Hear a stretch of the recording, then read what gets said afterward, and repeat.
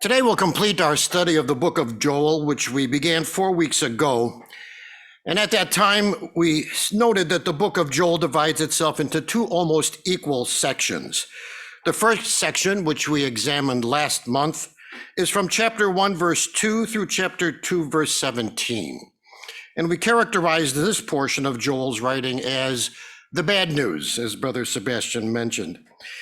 Joel described a great calamity which had befallen the land and the people of Israel. And then Joel tells the people what they should do in response. The second major part of the book, which we'll cover today, is from chapter 2, verse 18 to the end of the book. And we could characterize this portion of Joel's writing as the good news. Joel here speaks of Jehovah's blessings and comfort to the people, the destruction of their oppressors, the healing of their land, and peace and safety of the nation after their enemies are no more. But before we begin part 2, let's review some of the main points we discussed in part 1. Joel most likely lived and prophesied around 850 BC. In chapter 1 is the description of a literal calamity that came upon the literal nation of Israel. Hordes of insects that swarmed over the land, devouring all the crops and vegetation, leaving nothing behind as food for the people or for their flocks and herds. The most accepted understanding of these insects is that they are the 4 successive stages of development of an insect called the desert locust. Joel then describes the devastating effect of this calamity on 3 classes of Israelites: the drunkards, the priests, and the farmers, called husbandmen and vine dressers by Joel. And then Joel says, this plague of locusts is God's punishment upon us for not obeying his laws. We have been too worldly and not holy enough. Therefore, let us sanctify ourselves, rededicate ourselves to God with a solemn assembly of our leaders and all the people in worship and prayer, or else God will punish us even more with the destruction of our very nation. In part 1, we suggested an application of Joel's writings to 4 time frames. First, in 850 BC, a literal swarm of locusts devastated the literal land of Israel, its economy, and its people. Second, in 606 BC and onward, a symbolic swarm of locusts, the armies of literal Babylon under King Nebuchadnezzar, swarmed across the land of literal Israel, taking the people captive and subjugating the Jewish nation until the times of the Gentiles would be fulfilled. We noted a similarity between the prophet Daniel's depiction of the 4 Gentile empires in the image of gold, silver, brass, and iron, and I suggested that Joel's locusts pictured the first empire in Daniel's image, the head of gold, literal Babylon. Our third time frame application of Joel chapter 1 was of symbolic Babylon during the Dark Ages, when Satan and his masterpiece, the papal system, created a famine in the land for truth and all knowledge, both religious and scientific. Then we considered the remaining bad news of the first part of Joel's prophecy, Joel 2, 1-14, which has 2 main features. The first main feature of Joel chapter 2 is the time setting, our 4th time frame, when the day of the Lord is nigh at hand. That word nigh means it is here. It's not still coming. It has arrived. The day of the Lord has begun, which gives us the time setting of these verses, namely at the time of the return of our Lord in 1874 and onward. The second main feature of Joel chapter 2, in addition to its time setting, is its graphic and detailed depiction of the Lord's great army, which sweeps across the earth, bringing great fear upon the people and destruction upon the nations. A fitting description of the final stages of the destruction of this present evil world in the harvest of the gospel age. Regarding the makeup of this great army, the Lord's great army, we quoted from volume 4, page 550, where Brother Russell says, "The Lord, by his overruling providence, will take a general charge of this great army of discontents, patriots, reformers, socialists, moralists, anarchists, ignorants, and hopeless, and use their hopes, fears, follies, and selfishness, according to his divine wisdom, to work out his own grand purposes in the overthrow of present institutions and for the preparation of man for the kingdom of righteousness. For this reason only, it is termed the Lord's great army. None of the saints, none who are led by the Spirit of God as sons of God, are to have anything to do with that part of the battle." And then in closing, we noted that the Lord's great army has heard his voice uttered and is already on the march in increasing numbers. So that's where we ended our discussion of the first part of the book of Joel. But before we get to part 2, I have an item I call full disclosure, which came about when someone asked me where I got the idea to write 2 discourses about the book of Joel. I had to admit that the talk I gave last month and the talk that I'm giving today are actually reruns of discourses I gave for the first time in 1994, followed by part 2 in 1996. And as I look around the room today, I see 3 or 4 of you who might have been here when I gave those 2 discourses more than 25 years ago. I'm sure you remember them vividly. Someone said I have my notes in case you couldn't hear that. Now, that was before PowerPoint, before the internet, and even before Microsoft Word. I did own a computer in 1994, and it came with 2 floppy drives, plus a huge 20 megabit hard drive, and a rudimentary word processor, which I used to type my notes back then. However, documents created using that ancient word processor are incompatible with Microsoft Word, so I had to do some juggling to be able to read my notes from back then to prepare for the discourses I gave last month and today. Now, why am I telling you all this? Well, my reason for telling you all this is that at that time, in the mid-1990s, there was no easy access to other discourses on Joel, if they even existed, that I could listen to and research to prepare my talks on the subject. This was the medium used to archive audio files of discourses, and this was the device you used to download them. I essentially had only Brother Russell's writings in hard copy book form, and he wrote very little on the book of Joel. But we also have our knowledge of present truth and the divine plan of the ages to guide us in fitting any scripture we look at into harmony with that revealed truth. Now, by contrast, one of our restitution blessings today is easy access to a vast library of brethren's understanding of the scriptures.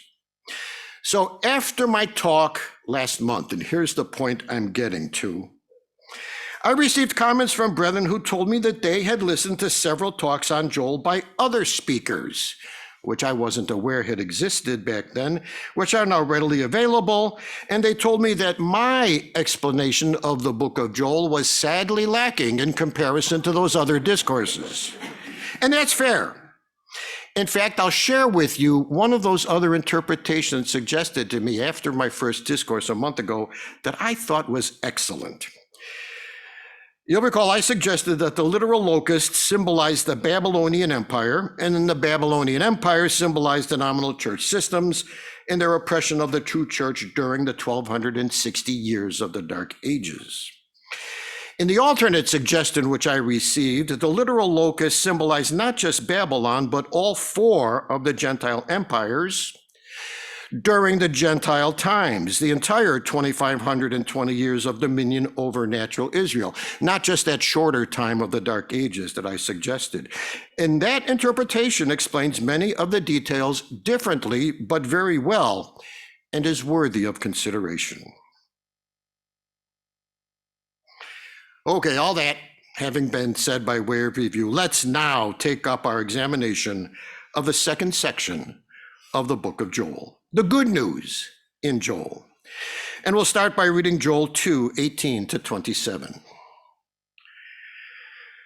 Then will the Lord be jealous for his land and pity his people. Yea, the Lord will answer and say unto his people, Behold, I will send you corn and wine and oil, and ye shall be satisfied therewith, and I will no more make you a reproach among the heathen. But I will remove far off from you the northern army, and will drive him into a land barren and desolate, with his face toward the east sea, and his hinder part toward the utmost sea. And his stink shall come up, and his ill savor shall come up, because he hath done great things. Fear not, O land, be glad and rejoice, for the Lord will do great things. Be not afraid, ye beasts of the field, for the pastures of the wilderness do spring, for the tree beareth her fruit, the fig tree and the vine do yield their strength. Be glad then, ye children of Zion, and rejoice in the Lord your God. For he hath given you the former rain moderately, and he will cause to come down for you the rain, the former rain, and the latter rain in the first month. And the floors shall be full of wheat, and the fats or vats shall overflow with wine and oil. And I will restore to you the years that the locust hath eaten, the cankerworm and the caterpillar and the palmer worm, my great army which I sent among you. And ye shall eat in plenty, and be satisfied, and praise the name of the Lord your God, that hath dealt wondrously with you. And my people shall never be ashamed. And you shall know that I am in the midst of Israel, and that I am the Lord your God, and none else. And my people shall never be ashamed. In interpreting many of the prophecies about the nation of Israel, we can often see three applications, namely, to literal Israel, the Jewish nation, to symbolic true Israel, the church class, and to restored mankind in the kingdom. And there is even a fourth that we won't see too much in Joel, but a little bit, and that is to symbolic false Israel, the nominal church systems. We'll see all three of these applications as we proceed, but it's important to remember that the time setting of these verses we just read is in the harvest of the gospel age and onward into the establishment of the kingdom. Our first application of these verses is to natural Israel. In verse 18, the first word then confirms that these passages apply to a later time than the previous verses. And this conclusion is further supported by the rest of verse 18, which declares that the Lord will be jealous for his land and pity his people.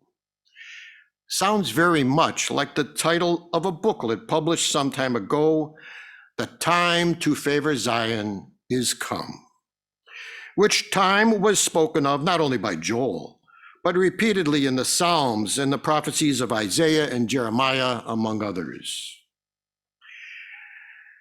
In verse 19, the return of God's favor to the land of Israel is further described as an abundance of crops, which has been the case ever since Israeli agriculture and irrigation technology began to make even the desert regions of the Middle East blossom as the rose. Also the words, and I will no more make you a reproach among the heathen, speak of a time when the anti-Semitism that still pervades many nations today will end with, as Zechariah tells it in Zechariah 8:23, the Gentiles taking hold of the skirt of him that is a Jew, saying, we will come with you, for God is with you. Verse 20 describes an army which attacks Israel from the north, but is driven away, sounding much like Ezekiel 38, particularly verse 15, which describes a mighty army out of the north parts. Here Joel foretells the successful defense of Israel as God drives this attacking army away. Verses 21 through 27 continue Joel's description of all the wonders God performs on literal natural Israel's behalf when his favor returned in 1878 and onward. And we have seen much of these blessings and favors in our day, in agriculture, in politics, and in technology, to name a few. I don't have time to touch on all the details that we could use to interpret the specifics in these verses, because I want to move ahead now to the second application of these verses that we read, namely to symbolic Israel, the true church in the harvest of the gospel age and on into the kingdom. Returning back to verses 18 to 20, for our second look at these verses and how they apply to the true church. God now speaks to his people now, the church class, and says, I will send you corn, wine, and oil. Corn, meal, or meat, as it is described in the scriptures, and as we explained in part 1, is a reference, we think, to the meat in due season given to the true church in the harvest of the gospel age by the seventh messenger. Wine is a symbol of doctrine, either true or false, and in this case, it is the true doctrines of the ransom and the two salvations and more brought to light by Brother Russell, through whom the oil, which has always pictured God's Holy Spirit, worked mightily. And as verse 19 continues, we, the true church class, are satisfied therewith. The Hebrew word translated satisfied is also translated to the full, which signifies, I think, not only the satisfying fullness and completeness of the truth in the harvest message, but also, I suggest, the time frame when the church class itself is complete. The fullness of the Gentiles has come in, as Paul described it in Romans 11:25. The last phrase in verse 19 and all of verse 20 describe the ultimate triumph of the now completed church class. No longer the church militant, beset by her foes, but now the church triumphant, the church glorified. She is no longer reproached by the non-believers. Her enemies are driven away and destroyed. The geographical reference in verse 20 seems to indicate the deserts of southern Judea. And isn't that a poetic, symbolic justice? In Joel 1:10 and 11, it was the true church that was driven to a symbolic wilderness wasteland by the swarm of symbolic locusts, and, as is also described in Revelation 12:6, by a symbolic great red dragon. But now, in this time frame, the tables are turned. Satan, the one who declared, I will ascend to the sides of the north in Isaiah 14:13, is now driven to isolation in the south, the opposite direction, and to eventual destruction. In verse 20, Joel says, his stink will come up, and his ill savor shall come up, because he hath done great things. That is, terrible things, because we're speaking here of that enemy, Satan. John the Revelator, in chapter 19, verse 3, describes the destruction of symbolic Babylon, one of the great evil things Satan created, and her smoke rising up forever and ever. In Revelation 20, verse 10, the devil himself is cast into the lake of fire and tormented forever and ever. Both of these pictures describe the memory of Satan and his great evil things that will guide mankind away from evil in the kingdom forever and ever. But wait, there's more. Not only is the church complete and Satan destroyed, but the curse on the earth is removed in Joel 2:21-26. This is our third application of these verses, to restore mankind in the kingdom. And here are just a few details in these verses which almost explain themselves. The pastures of the wilderness spring. The trees bear their fruit. The rains will come in abundance. The floors will be full of wheat, and the people shall eat in plenty. Now, these words surely refer to the literal food that will be available in abundance for all mankind in the kingdom. But in addition, these words, I think, are describing a feeding of truth and restitution blessings given to all mankind in the kingdom. Recall the similar and familiar picture of this time in Revelation 22, of a river of water of life and trees on both sides of that river for the feeding and the healing of the nations. Verse 26 adds to this picture of the kingdom on earth and its blessing to all mankind with the words, "And my people shall never be ashamed."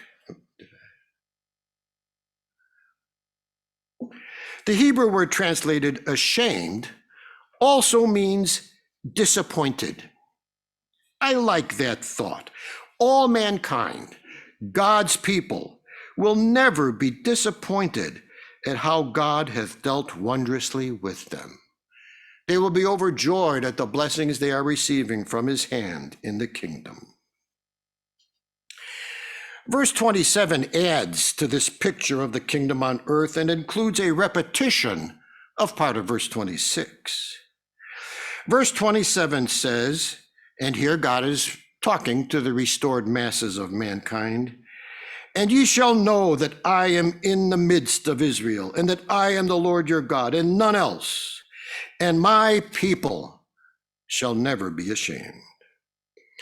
All mankind will become Israelitish, as Brother Russell describes them.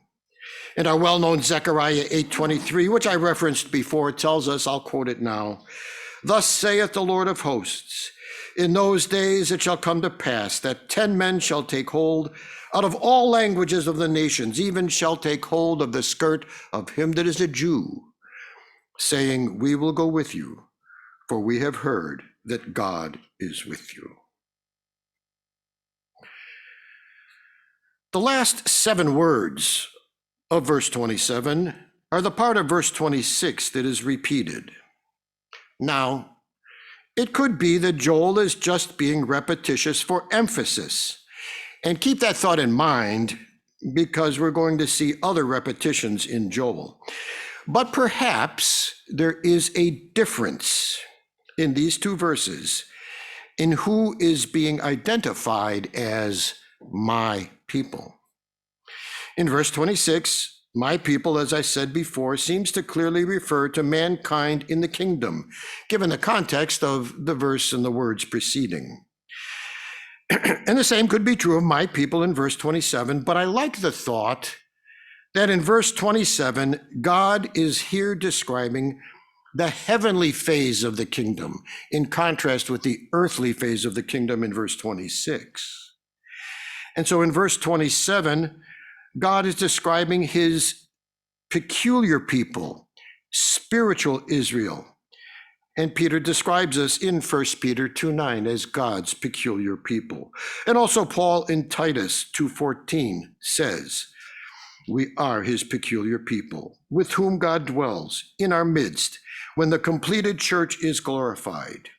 And we too, the glorified saints, will never be ashamed or disappointed at the part we are privileged to play in God's grand plan of the ages.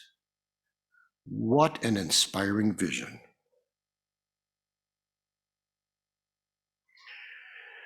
Well, I almost wish the book of Joel ended right here at Joel 2:27. The church is complete, Satan is destroyed, the ages to come have begun, and Israel and mankind are restored and blessed forevermore. So what else is there to talk about? Why is there still another chapter and several verses in the book of Joel? Well, there's plenty to talk about, as it turns out. Not further along in time after the verses we just considered, because that has taken us to the ages to come. I think beginning with Joel 2:28, the prophet is given another view of things he has already seen before, of times and events that he has already spoken about. But in this second view, Joel is given more details of his vision of natural Israel restored, her enemies destroyed, and the establishment of the kingdom. And this repeated look at the same prophetic events in more detail and from different perspectives, a repeated view and a repeated view, is not unique in Joel.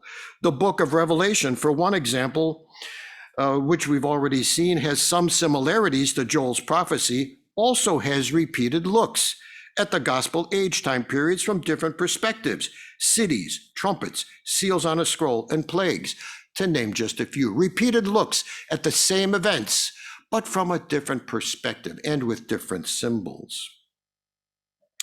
Okay, back to Joel now. It seems to me that the last 5 verses of chapter 2 should really be the first 5 verses of chapter 3, reporting Joel's new look at the same time and events as he has previously discussed. Let's look at Joel 2:28 to 32. And it shall come to pass afterward that I will pour out my spirit upon all flesh, and your sons and your daughters shall prophesy. Your old men shall dream dreams, your young men shall see visions. And also upon the servants and upon the handmaids in those days will I pour out my spirit. And I will show wonders in the heavens and in the earth, blood and fire and pillars of smoke. The sun shall be turned into darkness, and the moon into blood, before the great and terrible day of the Lord come. And it shall come to pass that whosoever shall call on the name of the Lord shall be delivered. For in Mount Zion and in Jerusalem shall be deliverance, as the Lord hath said, and in the remnant whom the Lord shall call.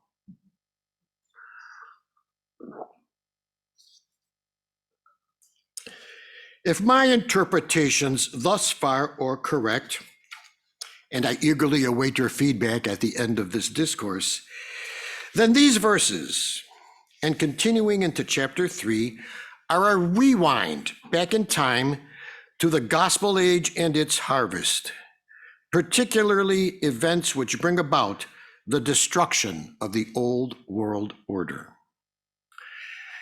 The first piece of evidence supporting this suggestion is the word afterward in verse 28, which tells us that the fulfillment of verse 28 cannot chronologically follow the fulfillment of verse 27, because verse 27 has brought us to the end of the kingdom and the beginning of the ages to come. Therefore, verse 28 and the verses following must be talking about afterward in earlier time periods.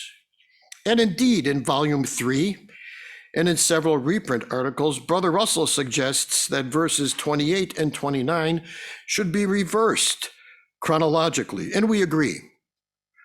Verse 29 continues the description of God's returned favor to natural Israel, the Jewish people, and their restoration as a nation.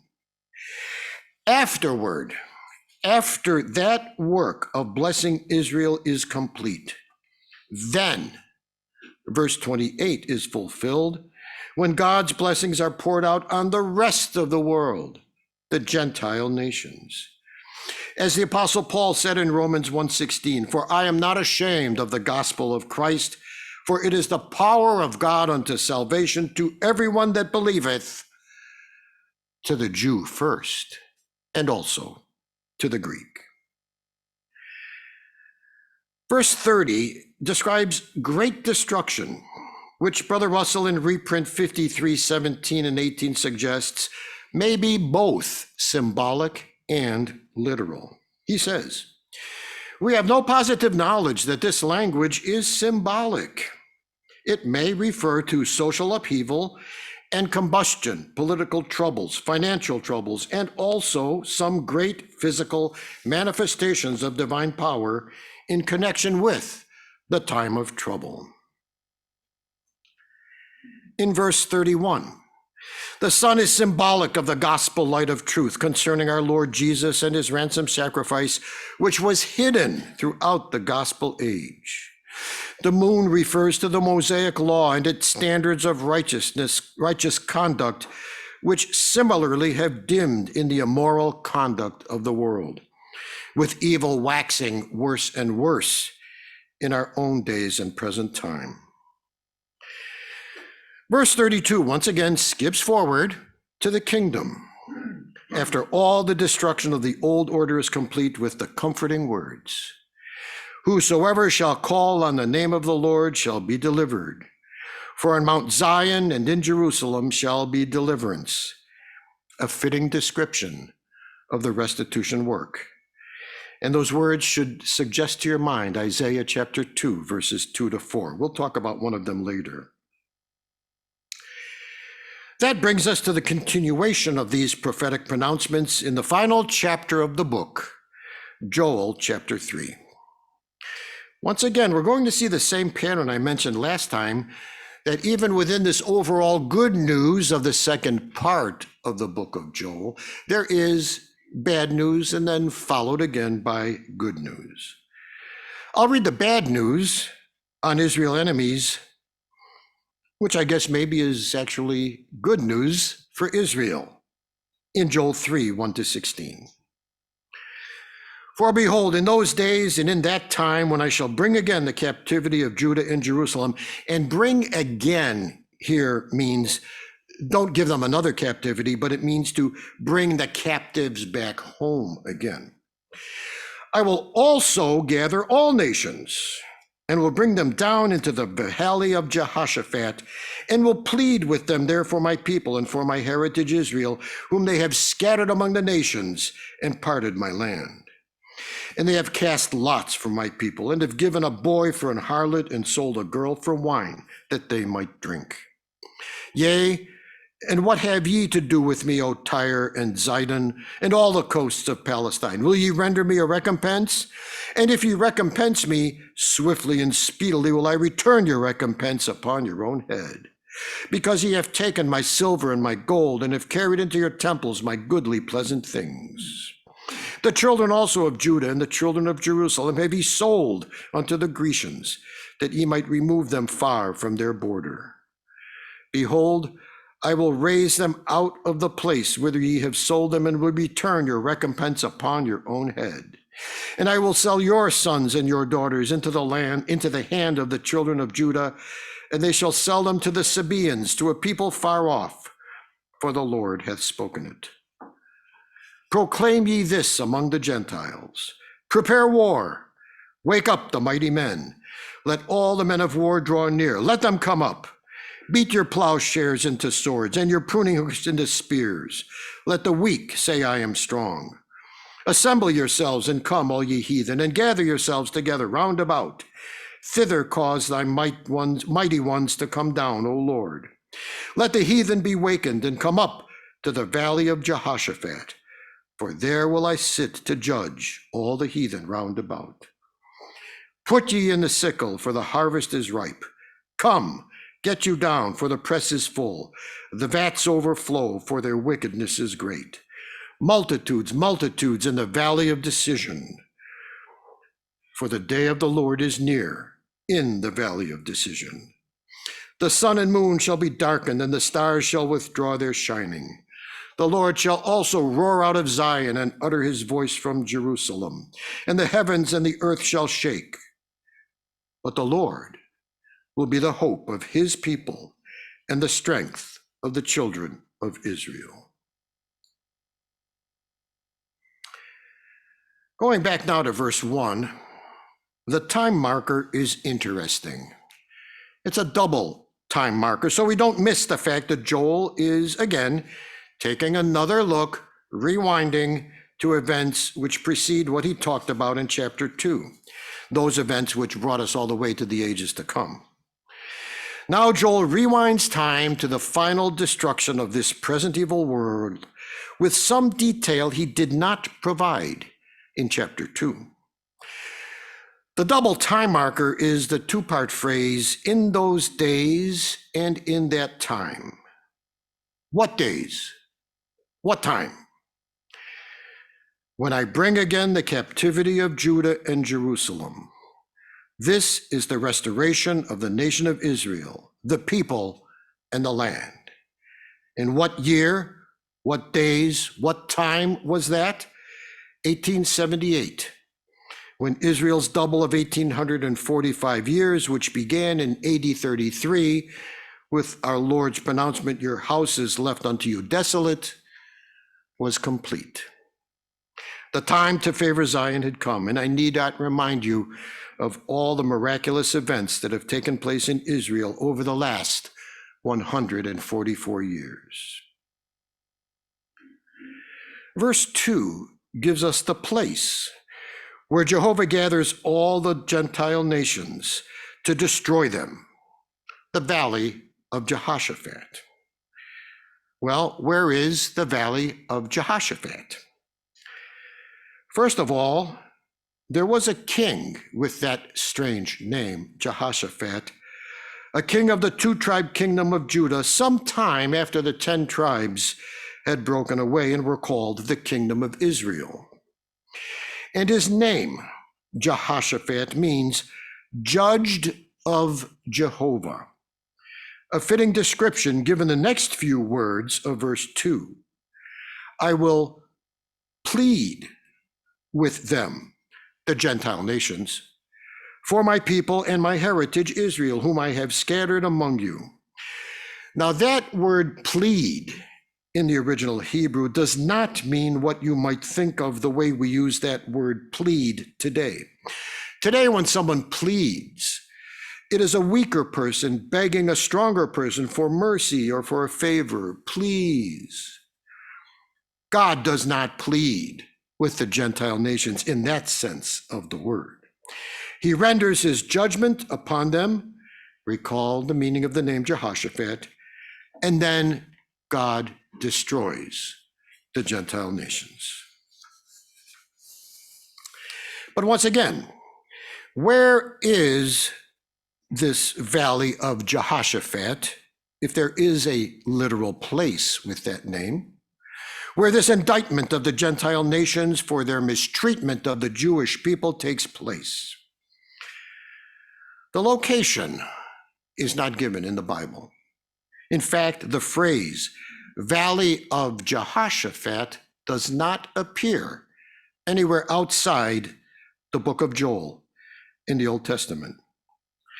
Now, Bible scholars suggest that the Valley of Jehoshaphat is the same as the Kidron Valley on the east side of the Temple Mount, which runs between the Temple Mount and the Mount of Olives. If you follow the Kidron Valley away from Jerusalem, do you know where it ends? In the Dead Sea. A fitting picture of the destruction of the old world order after the nations have been judged of Jehovah and come to the end of the Valley of Jehoshaphat. Verses 3-8 in Joel 3 continue this declaration of the indictment of the Gentile nations with some prophetic detail, perhaps depicting the horrible mistreatment of Jews at the hands of the Gentile nations, particularly in the Dark Ages, and also during the Russian pogroms and the Nazi Holocaust. Verses 9-12 portray a gathering of the mighty Gentile nations for a war they will definitely lose.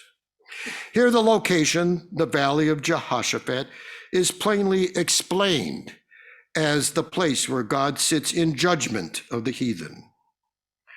Once again, these words of Joel echo the words of other prophets who foretell the judgment and destruction of the old world order. Or should I say, those other prophets echo Joel, who perhaps wrote his prophecy before the others. See Zephaniah 1:15 as an example. Now, one particular similarity to Joel's words in these verses that no doubt caught your eye and crossed your mind is to Revelation 16:16, and he gathered them together into a place called, in the Hebrew tongue, Armageddon. And also verse 10, no doubt, caught your eye, because it is in the reverse of the order given to us in our well-known Isaiah 2:4. And they shall beat their swords into plowshares and their spears into pruning hooks.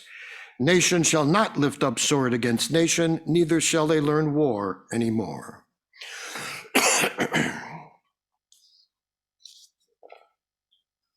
The fulfillment of Joel 3:10 must obviously precede the fulfillment of Isaiah 2:4.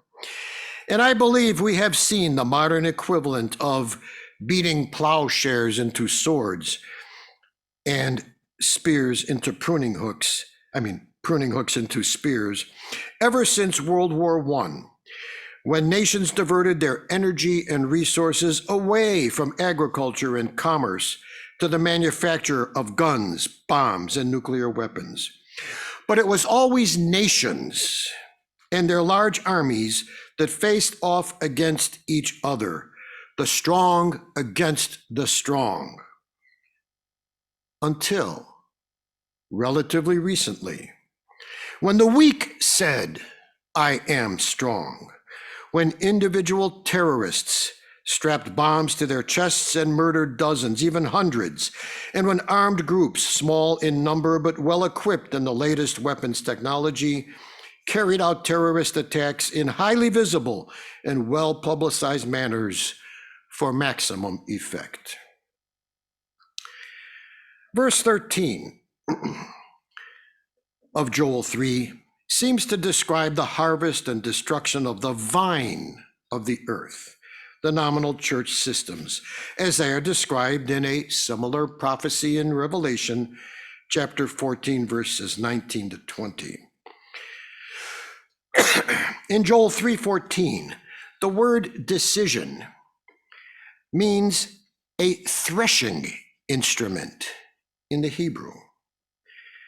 Listen to the articles of indictment in this decision against the nominal church systems. In verse 15, the nominal church systems darkened with their false doctrines and erroneous teachings the true meaning of the Son, the gospel message of the New Testament, as well as the true meaning of all the types and shadows and prophecies in the Old Testament. The stars of heaven, the saints of God, were oppressed into virtual silence. But now their judgment and the time of their destruction has come. The words of verse 16 say, "The heavens and the earth shall shake." And these words call to mind Haggai 2, 6 and 7. Once again, so many prophets seem to repeat the themes and the details of Joel. "For thus saith the Lord of hosts, yet once it is a little while, and I will shake the heavens and the earth and the sea and the dry land. And I will shake all nations, and the desire of all nations, the kingdom, shall come. And I will fill this house with glory, saith the Lord of hosts." There are so many details in these verses that we could discuss and point to fulfillments in times past and soon to come. But our time is almost up. So let's move on to the final verses of our lesson today. The good news in the final verses of the book of Joel, Joel 3, 17 to 21. "So shall ye know that I am the Lord your God, dwelling in Zion, my holy mountain. Then shall Jerusalem be holy, and there shall no strangers pass through her any more. And it shall come to pass in that day that the mountains shall drop down new wine, and the hills shall flow with milk, and all the rivers of Judah shall flow with waters, and a fountain shall come forth of the house of the Lord, and shall water the valley of Shittim. Egypt shall be a desolation, and Edom shall be a desolate wilderness, for the violence against the children of Judah, because they have shed innocent blood in their land. But Judah shall dwell forever, and Jerusalem from generation to generation. For I will cleanse their blood that I have not cleansed, for the Lord dwelleth in Zion." Verses 17 and 18 are a poetic picture of the kingdom with wording that calls to mind other prophecies of the kingdom and the book of Revelation. Examples include Isaiah 11:9 and 65:25, where it says, They shall not hurt nor destroy in all my holy mountains, saith the Lord. And Revelation 22, verses 1 and 2, which describe a river of the water of life for the healing of the people, proceeding out from the throne of God in the New Jerusalem, the kingdom. Verses 19 to 21 again describe literal Israel's place of honor in the kingdom, as we saw in Joel 2, 27 and 28. Here in Joel 3, 19 to 21, literal Israel's literal enemies, Egypt and Edom, are no more, for all mankind has become Israelitish, as I mentioned before. And I think there is also a metaphorical or symbolic reference to the old world order of this present evil world in these final verses of Joel. Egypt perhaps represents the secular systems of the old world order, nations and governments and kings and presidents. Edom perhaps represents the religious systems of this present evil world, churches and priests and false doctrines and rituals. And it seems to me that these final verses of Joel's prophecy suggest, in poetic terms, all mankind in the kingdom taking a final look back in their memories, one last time, at their previous lives in this present evil world, and seeing nothing. Desolate wildernesses where the old order once stood so prominently in their lives and in their misery. Nothing worth dwelling upon or even missing in that past evil world, for the former things have passed away. But Judah shall dwell forever, and Jerusalem from generation to generation. For I will cleanse their blood that I have not cleansed, for the Lord dwelleth in Zion.